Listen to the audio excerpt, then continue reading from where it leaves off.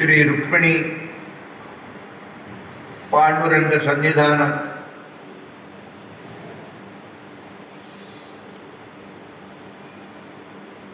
మన మనస్సులలో పేర్కొని ఉన్న మాలిన్యాన్ని తొలగించే మలమాసము అని పేరు అధిక మాసానికి.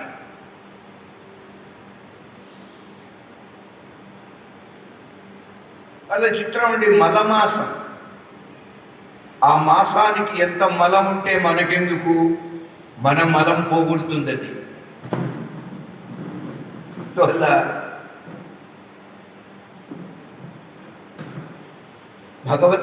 భగవంతునికి అత్యంత ప్రీతికరం ఈ అధిక మాసాలు. చేత అధిక మాసంలో అధికమైన అర్చన, శ్రవణ మనన నిధిధ్యాసలు. వాస్తవానికి గ్రీష్మ ఋతువు,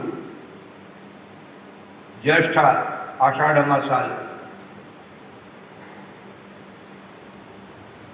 దేహానికి తాపం ఎక్కువ అయినా దాన్ని ఓర్చుకుంటూ భాగవత కథాశ్రవణం అది తపస్సు.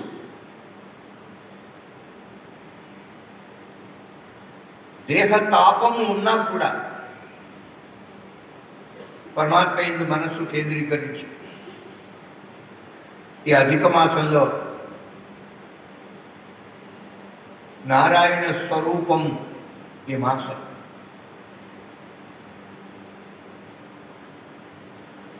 శ్రీమద్ భాగవత జ్ఞాన యజ్ఞము సంకల్పించటం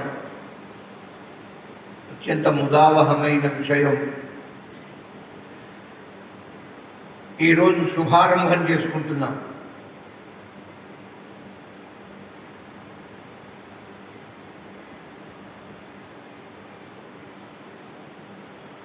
శ్రీమద్ భాగవతం పురాణం అతులం యద్ వైష్ణవానాం ధనం యస్మిన్ పారమహంస్యం ఏకం అమలం జ్ఞానం పరం గీయతే యత్ర జ్ఞాన విరాగ భక్తి సహితం నైష్కర్మ్యం ఆవిష్కృతం తచ్ఛృణ్వన్ విపఠన్ విచారణ పరో భక్త్యా విముచ్యే నరః. భాగవత మహాపురాణం అతులనీయం, దానికి అదే సాటి. తులన లేదు, పోలిక లేదు మరొక పురాణం. యద్ వైష్ణవానాం ప్రియం, వైష్ణవులకి అత్యంత ప్రియమైన పురాణం. వైష్ణవులు అంటే విష్ణు భక్తులు అందరూ వైష్ణవులే. సర్వే విష్ణు భక్తాః వైష్ణవాః. అట్టి పరమాత్మ యొక్క భక్తులకి ఈ పురాణము సర్వస్వం. మనం అంటూ ఉంటాం పరమాత్మ యొక్క సన్నిధిలో, స్వామి నా సర్వస్వము నువ్వే అంటూ.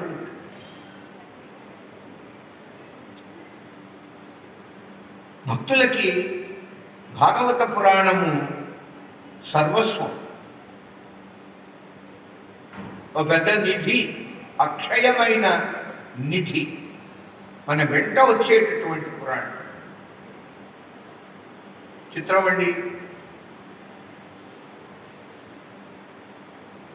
పాపం చేసి వ్యక్తి నరకానికి వెళ్తే కూడా ఆ నరకంలో కూడా భగవంతుడు ఆ వ్యక్తిని వదలడుట. మనం నరకానికి వెళ్తే మనతో వస్తాడు పరమాత్మ. అక్కడ కూడా మన బాగోగులని చూస్తాడు. మనకు అనిపిస్తుంది నరకంలో మనం పడి నరకయాతన అనుభవిస్తుంటే పరమాత్మ మన బాగోగులు ఏమిటి చూడటం అనిపిస్తుంది. అంటే జీవులని అలా నరకయాతన అనుభవింపజేసి పరమాత్మ వారిని పవిత్రం చేస్తాడు. చేసిన పాపము ఆ యాతనతో పోతుంది, అనుభవించనిదే పోదు. సో స్వర్గమిచ్చినా నువ్వే, నరకమిచ్చినా నువ్వే, పాలముంచినా నువ్వే, నీటముంచినా నువ్వే. త్వమేవ మాతా చ పితా త్వమేవ, త్వమేవ బంధుశ్చ సఖా త్వమేవ, త్వమేవ విద్యా. ఎంత గొప్ప మాట చూడండి. మనలో ఉన్నటువంటి విద్య, ఏ విద్య అయినా కానీ అది నువ్వే. ఎంత గొప్ప భావన,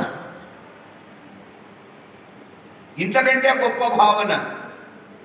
ద్రవిణం త్వమేవ, నా వద్ద ఉన్న ద్రవ్యం నువ్వే.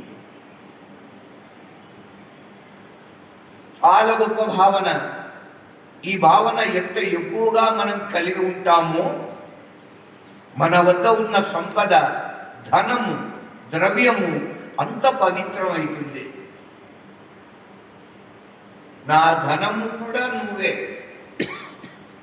ఆ ధనం పవిత్రం. చూడండి, అనేక విధాలుగా ధనం వస్తూ ఉంటుంది. ఎంత కాదు, వద్దు, కూడదు అనుకున్న కలి ప్రభావం. అలా వచ్చినటువంటి ద్రవ్య శుద్ధి చాలా గొప్పది. ద్రవ్య శుద్ధి ఇంట్లోకి, జేబులోకి వచ్చే రూపాయి బిళ్ళ అత్యంత పవిత్రంగా ఉండవాలి. ఆ ద్రవ్యం అపవిత్రమైతే మనస్సు అపవిత్రమవుతుంది. మనస్సు అపవిత్రమైతే ఇంకా చెప్పేదే ఉంది. ధ్యాయతో విషయాన్ పుంసః సంగస్తేషు ఉపజాయతే, సంగాత్ సంజాయతే కామః, కామాత్ క్రోధః అభిజాయతే, క్రోధాత్ భవతి సమ్మోహః, సమ్మోహాత్ స్మృతి విభ్రమః, స్మృతి భ్రంశాత్ బుద్ధినాశః, బుద్ధినాశాత్ ప్రణశ్యతి. మనోబుద్ధులు దాదాపు ఒక్కటే, కించిత్ తేడా. మనస్సుకి బదులు బుద్ధి వాడవచ్చు, బుద్ధికి బదులు మనస్సు వాడవచ్చు. కానీ అంతఃకరణ చతుష్టయం అని రెండింటినీ విడిగా చెప్తాం. ఎందుకంటే సంకల్పించేది మనసు, నిర్ణయించేది బుద్ధి కనుక. అలా ద్రవ్యం పవిత్రంగా ఉంటే మనసు పవిత్రంగా ఉంటుంది. అందువల్ల త్వమేవ విద్యా ద్రవిణం త్వమేవ సర్వం మమ దేవదే. అట్టి భావన. భాగవత పురాణం భక్తులకి సర్వస్వం. యస్మిన్ పారమహంస్యం ఏకం అమలం జ్ఞానం పరం గీయతే. ఈ భాగవత పురాణంలో పరమహంస జ్ఞానము గానము చేయబడ్డది. జ్ఞాన గానము భాగవత పురాణం. భక్తి జ్ఞాన వైరాగ్యాలు, వాటి ద్వారా నైష్కర్మ్యము ఆవిష్కరింపబడ్డది ఈ పురాణంలో. ఏమిటి నైష్కర్మ్యము అంటే? సాక్షాత్తు ముక్తి. నైష్కర్మ్యం అంటే మోక్షం. ఏ విధంగా? కర్మ ఎక్కడ ఉండదో అది నిష్కర్మ.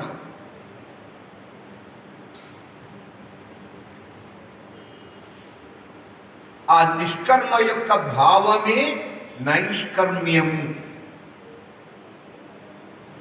చూడండి, కర్మ ఎక్కడ లేకుండా ఉంటుంది? మనందరి జీవితాలు కర్మమయ్యాలి. ఏదో ఒక కర్మ నిత్యం జరుగుతూ ఉంటుంది. మనస్సు సంకల్ప వికల్పాలు చేస్తుంది, అది కూడా కర్మే. కర్మ లేకుండా ఉండేది పరమాత్మలో. భగవంతుని ఎందు కర్మ లేదు, బ్రహ్మ ఎందు కర్మ లేదు, పరబ్రహ్మ. కనుక ఎక్కడ కర్మ లేదో అది పరబ్రహ్మ. ఆ బ్రహ్మ యొక్క తత్వాన్ని శ్రీమద్ భాగవత పురాణము చక్కగా వర్ణిస్తోంది. అందరికీ సులభంగా అర్థమయ్యే విధంగా స్త్రీ శూద్ర ద్విజ బంధూనాం త్రయీన శృతిగోచరా అని భాగవతం. స్త్రియో వైశ్యాః తథా శూద్రాః తేపి యాంతి పరాం గతిం అని గీత. సమస్తమైనటువంటి స్త్రీలు, వైశ్యవర్గం, శూద్రవర్గం అందరూ కలిసి భాగవత పురాణంలో యస్మిన్ ఏ పురాణంలో అయితే నైష్కర్మ్యము ఆవిష్కరింపబడ్డదో, ఈ నైష్కర్మ్యము పరమహంస ధర్మము అని కూడా చెప్పబడుతున్నది. పారమహంస్యము, పరమహంసల యొక్క స్వభావం ఏమిటి? అది హంస పాలు గ్రహించి నీరు వదిలేస్తుంది. పరమహంస ఆత్మని గ్రహించి అనాత్మని వదిలేస్తాడు. అలా చేసేవాడే పరమహంస, చెయ్యని వాడు కాదు.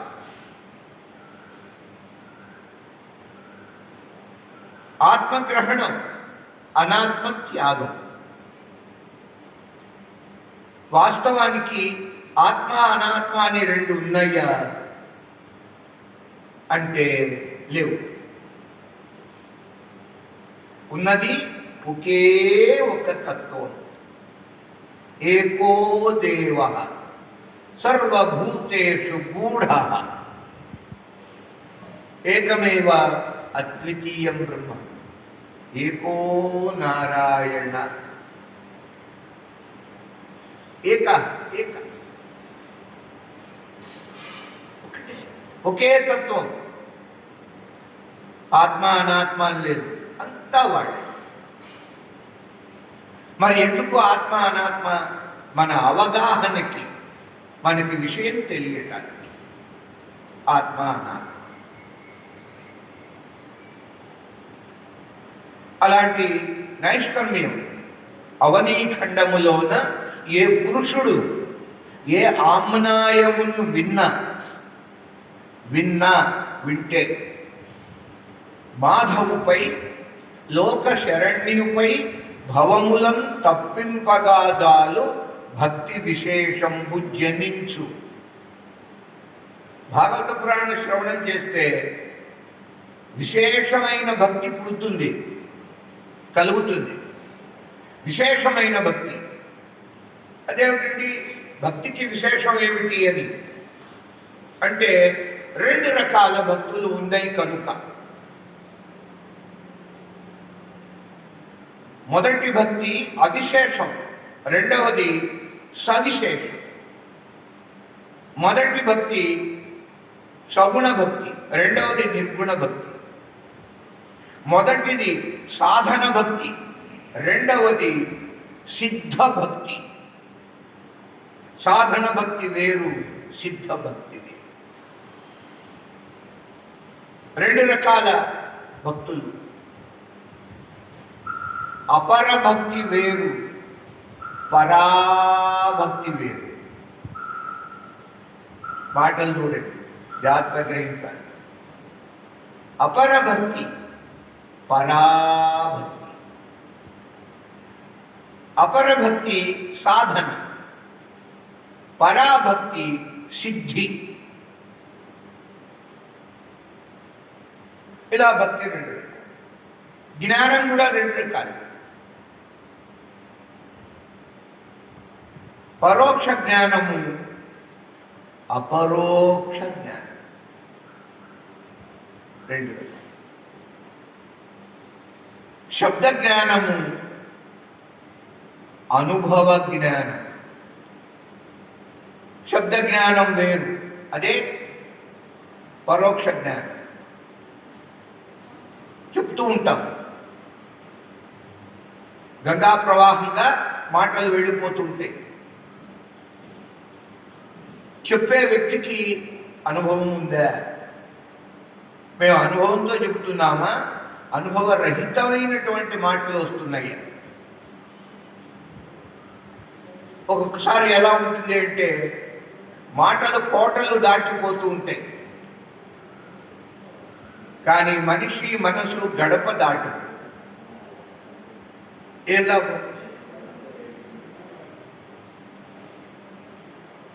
మనకు కలిగినటువంటి జ్ఞానము అపరోక్షం కావాలి. అపరోక్షం కావటము అంటే సాక్షాత్ పరమాత్మ దర్శనం. దర్శనం బిల్వవృక్షస్య స్పర్శనం పాపనాశనం. ఎట్లా బిల్వం మారేడు చెట్టుని కళ్ళతో ఎలా ప్రత్యక్షంగా చూస్తున్నామో అట్లా స్వామిని, భగవంతుణ్ణి చూడగలగాలి. అది అపరోక్ష జ్ఞానం. అందువలన భాగవత పురాణము పరమహంసల ధర్మాన్ని తెలియజెబుతుంది. మనం హంసలంగా ఉన్నాం, కనీసం పరమహంసలం కావాలి. ఈ పురాణ శ్రవణం వల్ల అలాంటి జ్ఞానం కలుగుతుంది. ఎత్ర జ్ఞాన విరాగ భక్తి సహితం నైష్కర్మ్యం ఆవిష్కృతం. భక్తి జ్ఞాన వైరాగ్యాలు అనేది ఒక త్రివేణి సంగమం, త్రిపుటి, భక్తి జ్ఞాన వైరాగ్యం. ఈ మూడు పరస్పర ఆధార ఆధేయ భావం కలిగి ఉంటాయి. భక్తి లేనిదే మిగతా రెండు ఉండవు, జ్ఞాన వైరాగ్యాలు ఉండవు. జ్ఞానం లేనిదే భక్తి వైరాగ్యాలు లేవు, వైరాగ్యం లేనిదే భక్తి జ్ఞానాలు లేవు. పరస్పర ఆధారం. ఏ ఒకటి ఉంటే మిగతా రెండు ఉంటాయి. అంచేత త్రిపుటి భాగవత పురాణం. నైష్కర్మ్యం అంటే ఎంత కర్మ చేసినా కర్మ ఫలము మనం కోరకుండా ఉండటం, అది మోక్షం అంటే. లోకంలో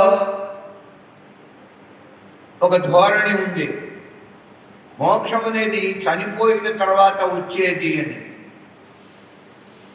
చనిపోయిన తర్వాత వచ్చేది మళ్ళీ జన్మ, మోక్షం కాదు. ముక్తి అనేది బ్రతికి ఉండగానే సంపాదించుకోవాలి. జీవించి ఉండగానే, జీవన్ ముక్తి అని పేరు. అందుకే జీవన్న, జీవన్న సంస్కృతం. జీవన్ అంటే జీవిస్తూ ఉన్నప్పుడే ముక్తి.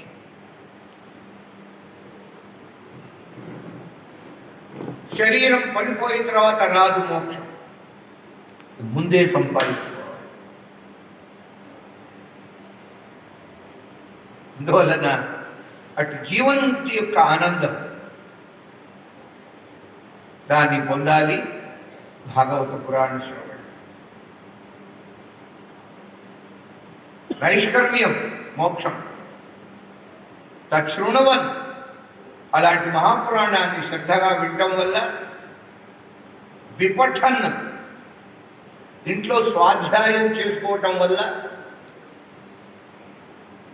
విచారణ పరహ చదివిన దాన్ని విన్నదాన్ని విమర్శించుకోవటం వలన, విచారించుకోవటం వలన, విచారణ పరహ భాగవతం విన్నటువంటి వ్యక్తి విచారణ పరుడు కావాలి, విచారించుకోవాలి మంచి చెడు.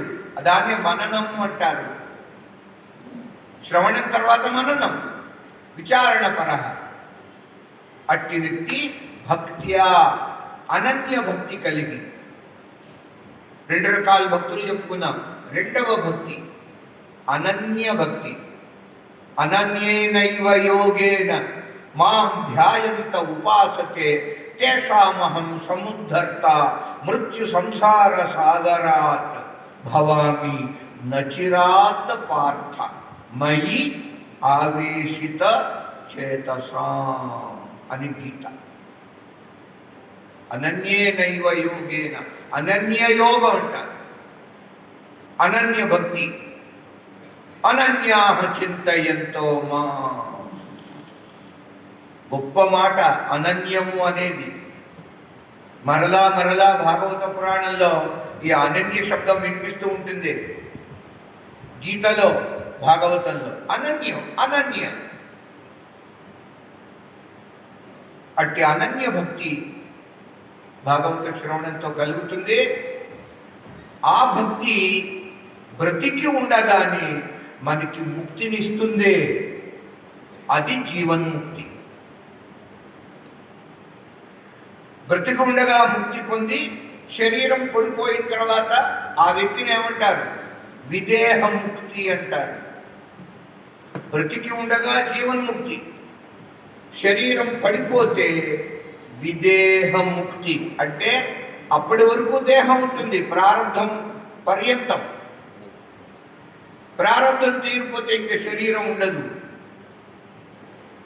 క్షణం కూడా ఉండదు. ఈ జీవించి ఉండగా ముక్తి పొందినటువంటి వ్యక్తి ప్రారంధ క్షయ అనంతరము విదేహ ముక్తి పొందుతాడు. అంటే ఇంకా దేహం కూడా ఉండదు. సదేహంగా జీవన్ముక్తి, విదేహంగా ముక్తి, దేహం పడి.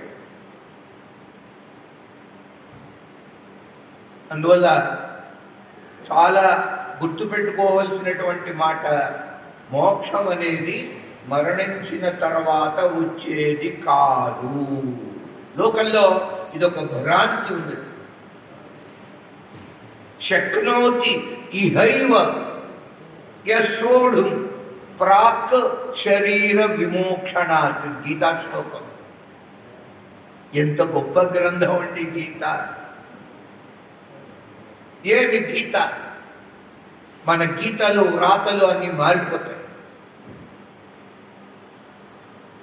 అట్టి గీతకి భాష్యం భాగవత పురాణం, గీత. అందువల్ల శక్నోతి ఇహైవ యశోఢుం ప్రాక్ శరీర విమోక్షణాత్. శరీర విమోక్షణాత్ ప్రాక్. ఇది పడిపోవటానికి ముందే సంపాదించుకోవాలి. కామక్రోధోద్భవం వేగం సయుక్త ససుఖీ నరః. ఏమి గీతా శ్లోకాలు! భాగవత పురాణంలో అడుగడుగున గీతా శ్లోకాలు ప్రతిధ్వనిస్తూ ఉంటాయి. ప్రతిధ్వని. మరొక విధంగా చెబితే గీత ధ్వని, భాగవతము ప్రతిధ్వని అంటారు. పెద్దల యొక్క మాటలు. అందువల్ల అలాంటి భాగవత మహాపురాణం కస్మేయేన విభాసితోయమతలో జ్ఞాన ప్రదీప పురా తద్రూపేణ నారదాయ మునయే కృష్ణాయ తద్రూపిణ యోగీంద్రాయ తదాత్మనాథ భగవద్రాతాయ కారుణ్యతః తచ్చుద్ధం విమలం విశోకం అమృతం సత్యం పరం ధీమహి. అందువల్ల భక్తవత్సల భగవానికి